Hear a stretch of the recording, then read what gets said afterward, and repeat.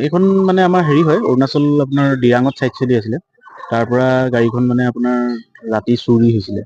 আমি তাত মানে কেছ থানাত ইনফৰ্ম কৰিছিলোঁ। তাৰপিছত আমি মানে কি হয়, আমি গম পালোঁ যে গাড়ীখন এইপিনে মেৰাপানী পিনে আহিছে বুলি।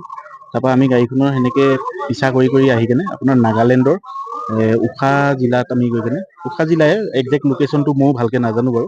তাতে আমি মানে ধৰিবলৈ সক্ষম হৈছোঁ। মেৰাপানী থানাৰ মানে SI ছাৰ গ'ল। সেই ছাৰে সৈতে গৈ কিনে আমি ধৰিবলৈ মানে সক্ষম হৈছোঁ। গাড়ীত GPS লগোৱা আছিলে, হয়।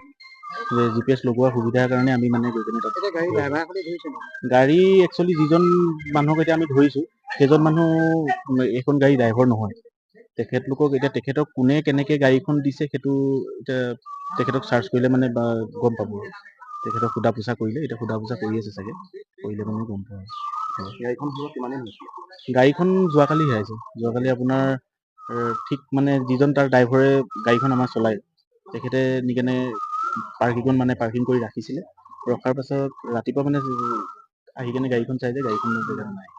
কালি দিনটো গাড়ীখন তাতে চলিয়ে আছিলে। এইটো হ'ব পাৰে তেখেতলোকে চাগে বহুত দিনৰ পৰা চাই আছিলে, তেনেকুৱা সুবিধা বুজি কালি সেনেকে লৈ আহিছিলে।